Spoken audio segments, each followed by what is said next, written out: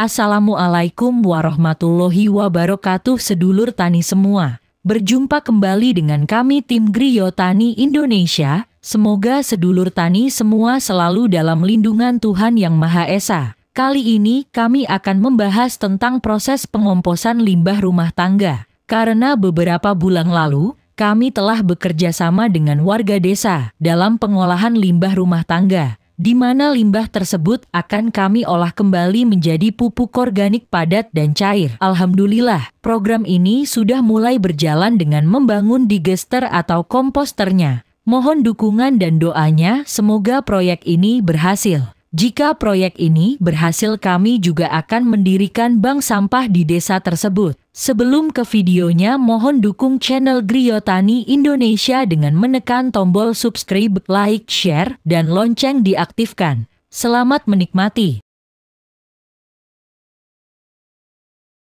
Manusia dalam menjalani kehidupan sehari-hari memiliki berbagai kebutuhan yang harus dipenuhi. Dalam pemenuhan kebutuhan tersebut akan menghasilkan bahan sisa atau sampah yang disebut dengan limbah rumah tangga. Apabila ini tidak ditangani dengan benar, maka akan berdampak buruk bagi kesehatan dan lingkungan. Pembuangan limbah rumah tangga secara sembarangan dapat menimbulkan dampak buruk bagi kesehatan masyarakat di sekitarnya. Beberapa penyakit yang dapat menyerang manusia akibat limbah ini, yaitu penyakit diare, penyakit tifus, penyakit kolera, penyakit jamur, serta penyakit cacingan. Di Desa Kedungori, Dempet, Demak dalam 1 minggu saja, kurang lebih 1 ton limbah sampah rumah tangga yang terkumpul.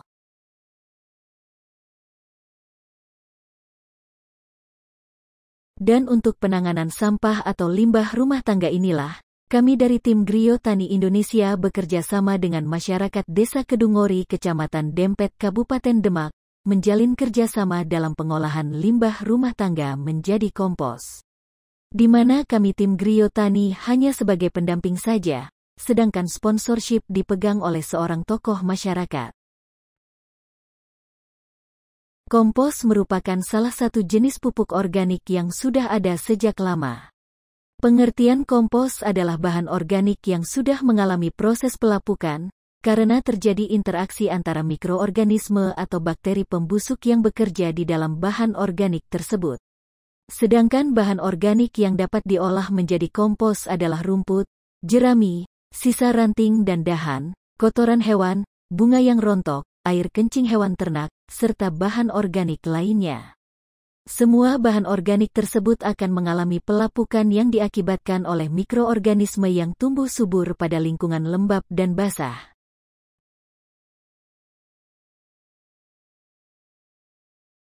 Pada dasarnya, proses pelapukan ini merupakan proses alamiah yang bisa terjadi di alam tanpa campur tangan manusia.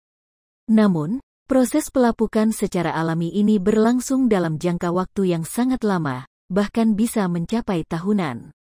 Untuk mempersingkat proses pelapukan ini, diperlukan adanya bantuan dari manusia. Dan jika proses pengomposan dilakukan dengan benar, proses pengomposan ini hanya berlangsung selama 1-3 bulan saja, bahkan bisa lebih cepat lagi.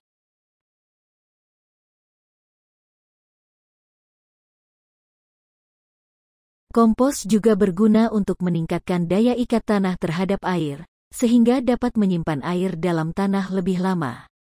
Ketersediaan air di dalam tanah dapat mencegah lapisan tanah lebih cepat mengering.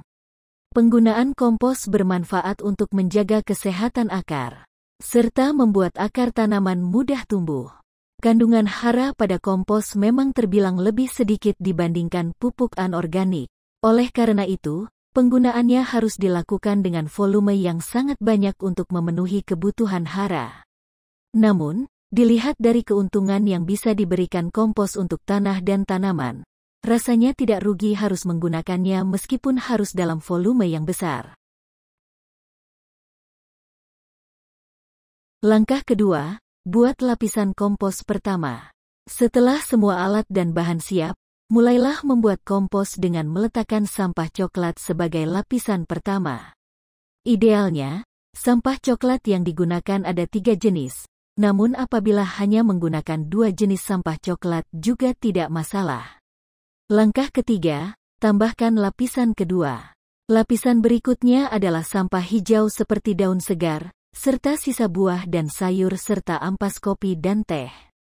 Sangat disarankan untuk memotong atau mencacah sampah sayur dan buah terlebih dahulu untuk memudahkan proses pengomposan. Langkah keempat, ulangi pelapisan sampah coklat dan hijau hingga penuh. Tambahkan lapisan sampah coklat lagi di atas sampah hijau yang sudah diletakkan. Pastikan sampah coklatnya menutupi sampah hijau di bawahnya. Ulangi langkah ini hingga composting baknya penuh. Komposisi sampah hijau dan coklat di dalam composting bak silahkan diingat bahwa rasio atau perbandingan antara lapisan sampah coklat atau A dan sampah hijau atau B sebesar 1:5. Langkah kelima, rawat kompos hingga waktunya panen. Aduk kompos setiap 3-7 hari sekali. Namun perlu diingat, semakin besar atau banyak kompos yang dibuat, harus semakin sering diaduk untuk menambahkan oksigen ke dalam kompos. Jika komposnya terlihat terlalu kering, tambahkan sedikit air plus dekomposter 88. Namun jika kompos terlalu basah, kita perlu tambahkan sampah coklat lagi. Langkah keenam, kompos Anda siap dipanen. Kompos yang sudah jadi akan siap dipanen dalam waktu 30 hari sejak lapisan pertama kompos dibuat. Anda bisa memanen hasil kompos melalui jendela atau pintu yang terletak di bagian bawah composting bak. Kompos tersebut nantinya bisa digunakan sebagai pupuk untuk tanaman, atau digunakan kembali di proses berikutnya sebagai sampah coklat. Mengompos adalah proses mencoba dan mencoba sampai Anda menemukan metode yang tepat. Oleh karena itu jangan takut gagal, karena jika kita sudah mahir dan tahu trik-triknya, kita akan ketagihan membuat kompos sendiri. Apalagi ketika kita tahu bahwa dengan membuat kompos sendiri ini, kita sudah membantu mengurangi jumlah sampah yang berakhir di TPA. Demikian tujuan kami menjalin kerjasama ini, terlebih lagi manfaat yang diberikan dari kerjasama ini pastinya sangat besar, untuk menjaga kelestarian bumi untuk kita wariskan ke anak cucu kita nanti. Terima kasih juga atas dukungan warga desa dan tokoh masyarakat desa Kedungori yang telah memberikan kepercayaan pada tim Griyo Tani Indonesia. Sampai jumpa.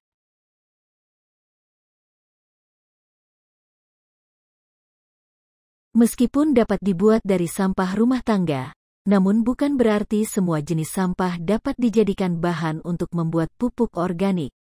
Beberapa sampah organik yang dapat diubah menjadi pupuk kompos diantaranya adalah sampah sisa makanan mulai dari sayur-sayuran hingga daging busuk, kertas bekas maupun tisu yang sudah tak terpakai lagi, dedaunan serta rumput, potongan kayu, bumbu dapur kadaluarsa, bulu hewan yang rontok, debu dari belakang lemari es, hingga kotoran hewan peliharaan.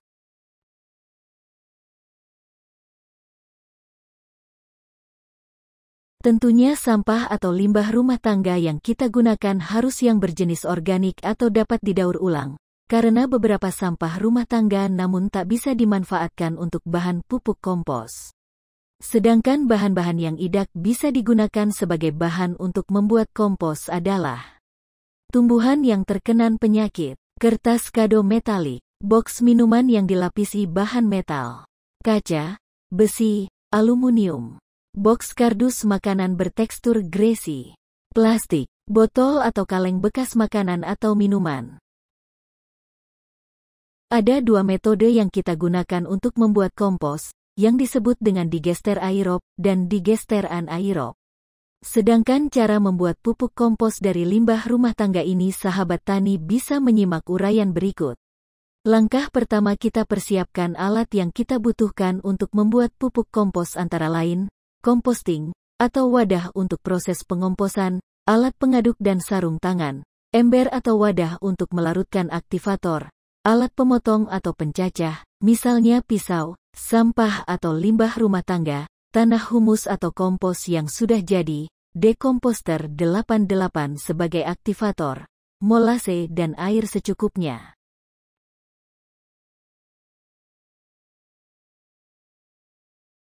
Aktivator, adalah zat yang akan mengaktifkan kerja organisme pengurai, sehingga dapat mempercepat proses pembusukan dan penguraian bahan organik. Terdapat banyak jenis aktivator yang beredar di pasaran, namun di sini kami menggunakan aktivator buatan kami sendiri yaitu Decomposter 88.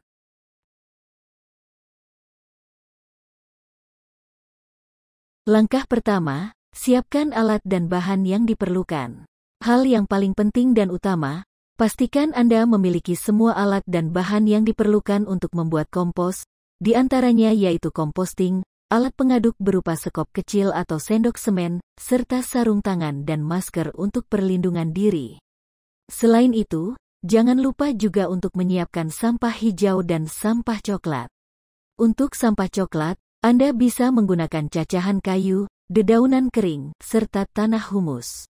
Sedangkan untuk sampah hijaunya, bisa menggunakan sampah dapur seperti sisa sayuran dan buah.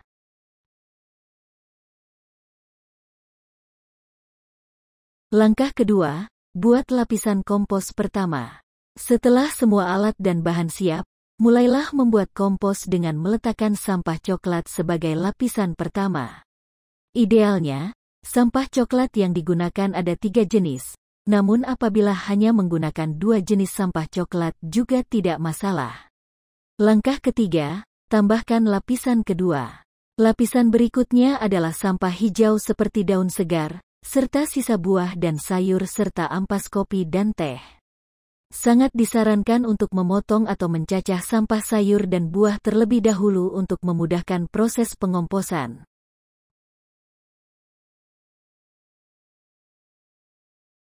Langkah keempat, ulangi pelapisan sampah coklat dan hijau hingga penuh. Tambahkan lapisan sampah coklat lagi di atas sampah hijau yang sudah diletakkan. Pastikan sampah coklatnya menutupi sampah hijau di bawahnya. Ulangi langkah ini hingga composting baknya penuh. Komposisi sampah hijau dan coklat di dalam composting bak silahkan diingat bahwa rasio atau perbandingan antara lapisan sampah coklat atau A dan sampah hijau atau B sebesar 1:5. Langkah kelima, rawat kompos hingga waktunya panen. Aduk kompos setiap 3-7 hari sekali. Namun perlu diingat, semakin besar atau banyak kompos yang dibuat, harus semakin sering diaduk untuk menambahkan oksigen ke dalam kompos. Jika komposnya terlihat terlalu kering, tambahkan sedikit air plus Decomposter 88. Namun jika kompos terlalu basah, kita perlu tambahkan sampah coklat lagi. Langkah keenam, kompos Anda siap dipanen. Kompos yang sudah jadi akan siap dipanen dalam waktu 30 hari sejak lapisan pertama kompos dibuat. Anda bisa memanen hasil kompos melalui jendela atau pintu yang terletak di bagian bawah composting bak. Kompos tersebut nantinya bisa digunakan sebagai pupuk untuk tanaman, atau digunakan kembali di proses berikutnya sebagai sampah coklat. Mengompos adalah proses mencoba dan mencoba sampai Anda menemukan metode yang tepat. Oleh karena itu jangan takut gagal, karena jika kita sudah mahir dan tahu trik-triknya, kita akan ketagihan membuat kompos sendiri. Apalagi ketika kita tahu bahwa dengan membuat kompos sendiri ini, kita sudah membantu mengurangi jumlah sampah yang berakhir di TPA. Demikian tujuan kami menjalin kerjasama ini, terlebih lagi manfaat yang diberikan dari kerjasama ini pastinya sangat besar, untuk menjaga kelestarian bumi untuk kita wariskan ke anak cucu kita nanti. Terima kasih juga atas dukungan warga desa dan tokoh masyarakat Desa Kedungori yang telah memberikan kepercayaan pada tim Griyo Tani Indonesia. Sampai jumpa.